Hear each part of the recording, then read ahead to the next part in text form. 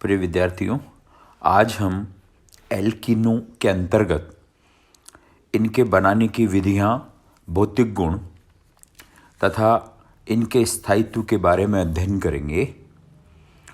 एल्कोहलों के बनाने की निर्जलीकरण की विधि में क्षेत्र की वर्णनात्मकता। जब किसी एल्कोहल में केवल एक ही प्रकार के बीटा हाइड्रोजन परमाणु उपस्थित हों तो केवल एक एल्कीन बनती है। जैसे प्रोपेनॉल का निर्जलीकरण कराएं सांद्र H2SO4 की उपस्थिति में तो इससे प्रोपीन बनती है।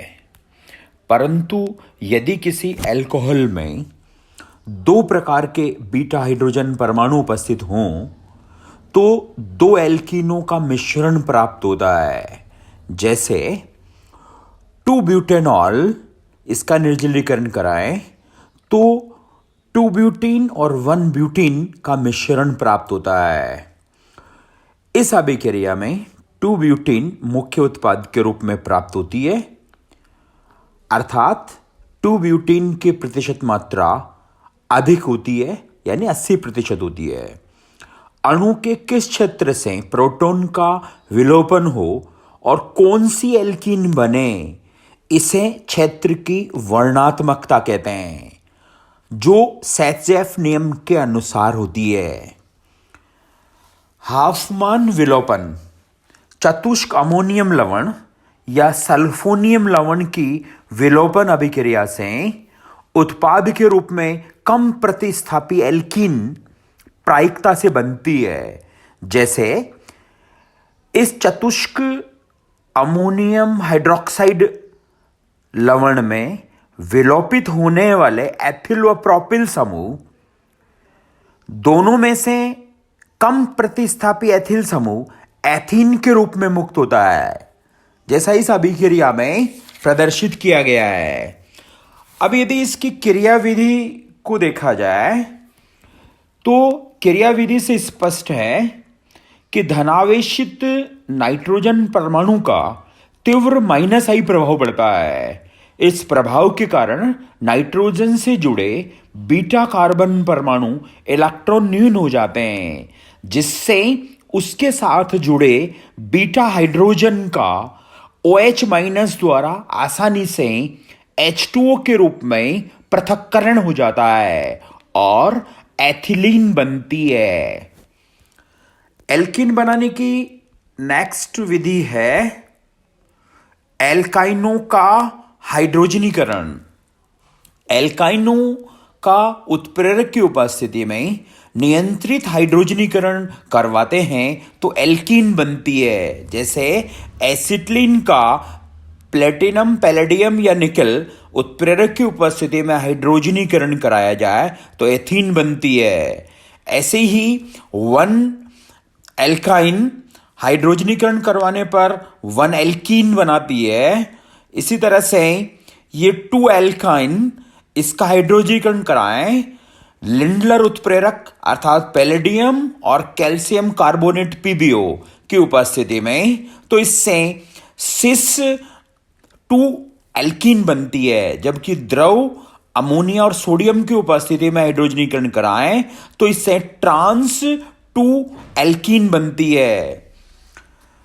समीपवर्ती डाइहैलाइडों के विहैलोजनीकरण द्वारा भी एल्कीन बनाई जा सकती है। ये समीपवर्ती डाइहैलाइड है 2,3 डाइब्रोमो ब्यूटेन, इसकी जिंक के साथ अभिक्रिया कराएं तो 2 ब्यूटीन बनती है। अगली विधि है एल्कीन संश्लेषण की, कॉल्बे संश्लेषण। डाइकार्बोक्सिलिक अम्लों के सोडियम लवणों के वैद्युत विश्लेषण से एल्कीन बनती है। जैसे डाइसोडियम सक्सिनेट के वैद्युत विश्लेषण से एथीन बनती है। यानी ये डाइसोडियम सक्सिनेट का विद्युत विश्लेषण करें तो इसका एनाइन और धनाइन बनता है। एनोड पर जो धनावेशित होता है इसका एनाइन जाता है, वहां 2 इलेक्ट्रॉन को त्याग कर ये मुक्त मूलक बनाता है उससे CO2 का निष्कासन होता है और एनोड पर एथीन उत्पन्न होती है। कैथोड पर सोडियम आयन जाते हैं, 2 इलेक्ट्रॉन लेकर जल की उपस्थिति में ये NaOH बनाते हैं और हाइड्रोजन गैस मुक्त करते हैं। एल्कीनों के भौतिक गुण। 2 से 4 कार्बन परमाणु वाली एल्कीन गैस अवस्था में होती है, 5 से 15 कार्बन तक द्रव अवस्था में होती है और इससे ऊपर कार्बन परमाणु वाली एल्कीन ठोस अवस्था में होती है। एल्कीन जल में अविलय परंतु कार्बनिक विलायकों में विलय होती है। कार्बन परमाणुओं की संख्या बढ़ने पर एल्कीन के क्वथनांक व गलनांक बढ़ते जाते हैं। सिस व ट्रांस समअवयवी एल्कीनों में सिस एल्कीन ध्रुवीय तथा ट्रांस एल्कीन अध्रुवीय होती है। इसी कारण से सिस एल्कीन का क्वथनांक अपेक्षाकृत अधिक होता है। जैसे सिस 2 ब्यूटीन का क्वथनांक 277 केल्विन और गलनांक 133 केल्विन होता है, जबकि ट्रांस का बॉइलिंग पॉइंट यानी क्वथनांक 274 केल्विन और मेल्टिंग पॉइंट यानी गलनांक 167 केल्विन होता है। सिस एल्कीन ट्रांस एल्कीन की अपेक्षा कम सममित होती है, इसलिए इसके अणु ठोस क्रिस्टल में अपेक्षाकृत ढीले बंधे होते हैं और इसका गलनांक कम होता है। एल्कीनों का अपेक्षिक स्थायित्व। एल्कीनों के स्थायित्व को अतिसंयुग्मन प्रभाव, हाइड्रोजनीकरण ऊष्मा और दहन ऊष्मा के मानों के आधार पर समझाया जा सकता है। अतिसंयुग्मन। विभिन्न प्रकार के एल्कीनों के अपेक्षिक स्थायित्व को अतिसंयुग्मन से समझा जा सकता है। जैसे प्रोपीन की अनुनादी संरचनाएं अतिसंयुग्मन के कारण बनती है। इन संरचनाओं में द्विबंधित कार्बन से जुड़े एल्किल समूह में अल्फा हाइड्रोजन परमाणुओं की संख्या जितनी अधिक होगी उतनी ही अधिक अतिसंयुग्मित संरचनाएं बनेंगी और वह एल्कीन उतनी ही अधिक स्थायी होंगी। एथीन, प्रोपीन, सिस व trans 2 butene, 2 methyl 2 butene, 2,3 dimethyl 2 butene के लिए अतिसंयुग्मी संरचनाएं क्रमशः 0, 3, 6, 6, 9 व 12 बनती है। अतः इनका स्थायित्व इसी क्रम में बढ़ता जाता है। हाइड्रोजनीकरण ऊष्मा। एल्कीनों के स्थायित्व को 1 मोल एल्कीन के पूर्ण हाइड्रोजनीकरण से मुक्त होने वाली ऊष्मा अर्थात हाइड्रोजनीकरण ऊष्मा के आधार पर भी समझ सकते हैं। यदि समावयवी एल्कीन के हाइड्रोजनीकरण से एक ही एल्केन बने तो जिस एल्कीन के हाइड्रोजनीकरण पर सबसे कम हाइड्रोजनीकरण ऊष्मा निकले उसका स्थायित्व सबसे अधिक होगा।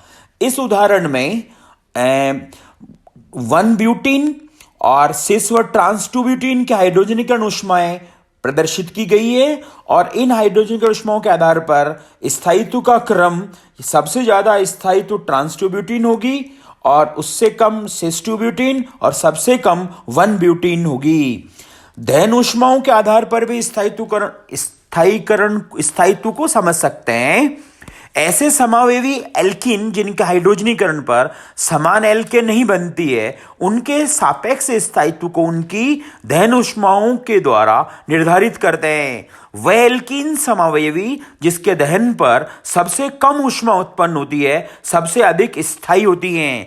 जैसे 1 ब्यूटीन, सिस 2 ब्यूटीन और ट्रांस 2 ब्यूटीन और 2 मैथिल प्रोपीन की दहन ऊष्माओं के मानों से स्पष्ट है कि इनका स्थायित्व का जो क्रम है वो ये होगा, यानी सबसे कम होगी 1 ब्यूटीन, फिर इससे ज्यादा स्थायित्व वाली होगी सिस 2 ब्यूटीन, फिर इससे अधिक होगी ट्रांस 2 ब्यूटीन और सबसे अधिक होगी 2 मैथिल प्रोपीन। अतः विभिन्न प्रकार के एल्कीनों का स्थायित्व कार्बन कार्बन से जुड़े कुछ कार्बन कार्बन द्विबंध से जुड़े हुए एल्किल समूह की संख्या के आधार पर भी दिया जा सकता है।